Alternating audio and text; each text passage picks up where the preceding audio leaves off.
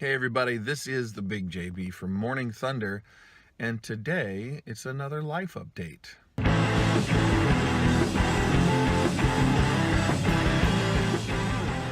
Alright, so on January 22nd, the company that I had worked for 5 years decided that my services were no longer required. I am still reeling from that decision. There, geez, honestly, there was no indication that it was coming. I had no idea that there were any performance issues. I still don't know what happened. I have theories, and none of them are pleasant. I am terrified of saying anything negative about the company because of the separation agreement that I had to sign. Basically says I will not defame the company. My intention is not to defame the company by talking about this, but I'm still nervous. I was offered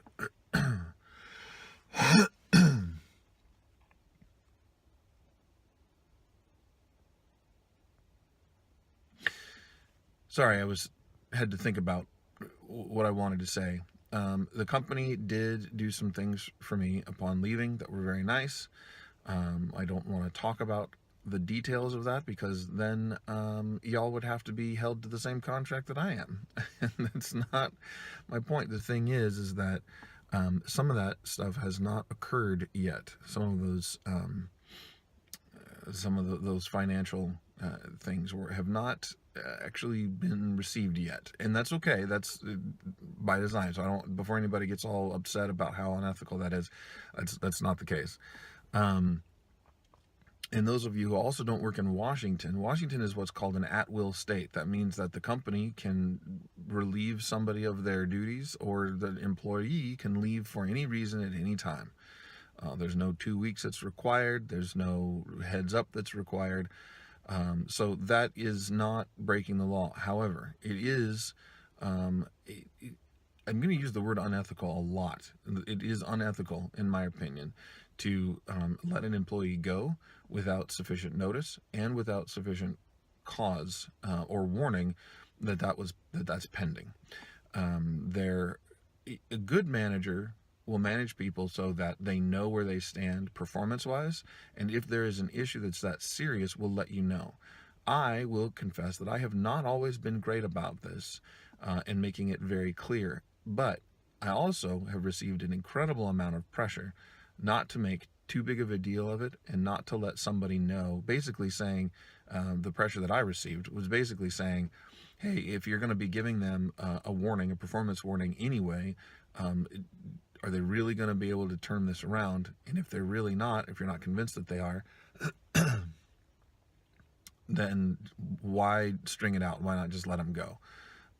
Well, it just doesn't sit well with me. And that's the way that my company operates. And I don't like it. And I don't think that it's reasonable. And I don't think I say my company. They're not my company. They're whatever. But I just disagree with that wholeheartedly. I think that I am the kind of person that I'm the kind of person that gives people too many chances. And I totally get that. I have grown in that area for sure, but I still think that you need to give somebody a chance to turn their performance around and make sure that they understand the level of seriousness before you cut them loose. And I don't think that I was given the opportunity to do that. That sounds like I'm passing the blame. Um, if I had more, I don't know, the company called it professional courage. And I guess if I had more professional courage, I would have stood up and said, no, I'm not going to do that. However, there is a lot of pressure on managers. There's a lot of pressure on people to make sure that you are not keeping people who they deem low performers. It's the attitude at the company really changed over the last couple years, and it makes me really sad. Because when I started there, you guys know this because of the recordings that I made, they really took care of my family and I. They really, when my wife was diagnosed with her cancer, they really did some nice and amazing things, to the point where they, even adjusted like how much PTO I accrued so that I had enough time to take the time with my family and spend time with my family and my wife while she was going through her treatment. So we went from that kind of environment to an environment where they're very comfortable letting people go without really sufficient opportunities to change.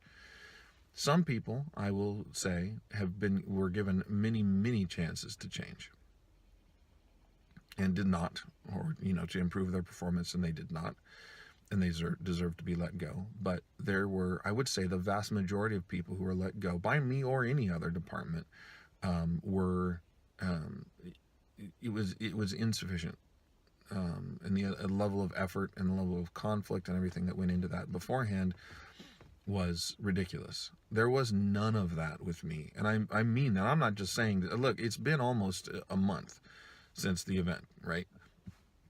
And I'm not saying this out of a place of bitterness. I am angry.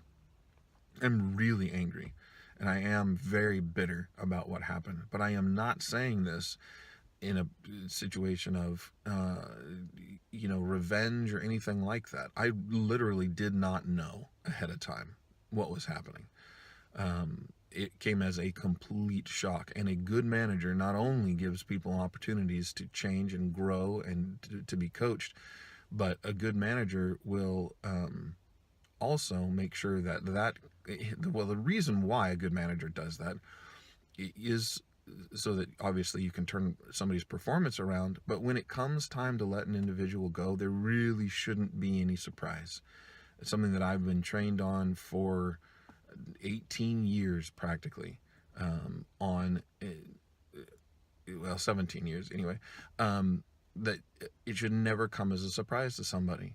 And I think when you're letting somebody go, it is always a shock when it happens. Like, oh, this finally happened. Okay, they really were serious about it. I don't think you can avoid that. I've tried, and I don't think you can avoid that in any case.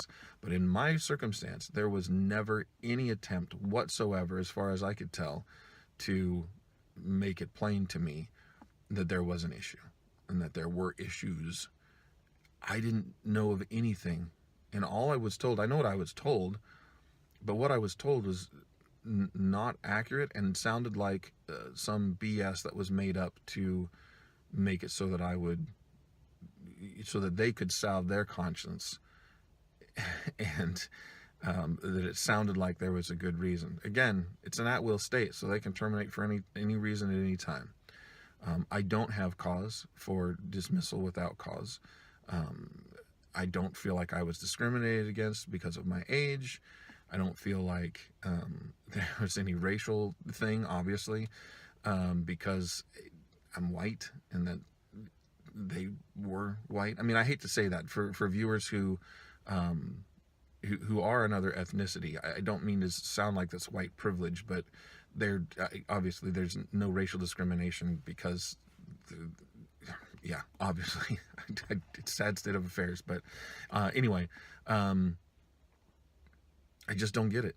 I still don't get it. In the last few days, I have been really angry. I keep dreaming about it, and I think it's obviously my mind and my subconscious trying to process and bring some closure to what happened.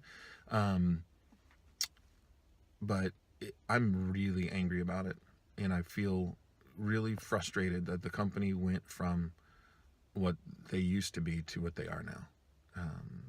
I don't know. I don't want to say anything about what I think where the company's headed, and what I think is going to happen with the company.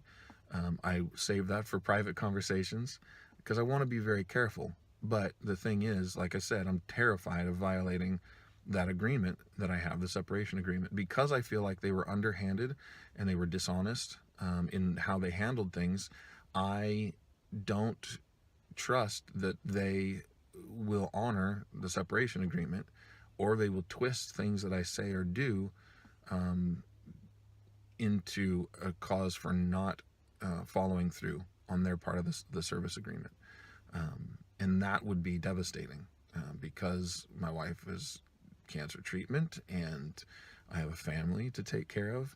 And that's the other thing that really galls me is they knew that situation. They knew that. And like I said, they are doing some very nice things for me upon the separation. But they also know my situation and did not give me a chance to change performance or whatever.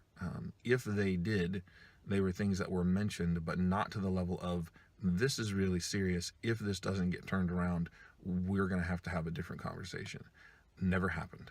Never happened. So I have lots more that I could say, but this video is already 10 minutes long. So I'm going to cut it off here and hopefully do some more of these because, hey, I have the time. Thank you guys so much for watching. I really do appreciate it. I also appreciate all the support and the love that I've been feeling. I hope you guys are doing well yourselves, and I do hope to be able to post some more of these soon. Don't forget to follow me on Twitter at VoiceOfTheBigJB, and I will see you next time. Bye-bye.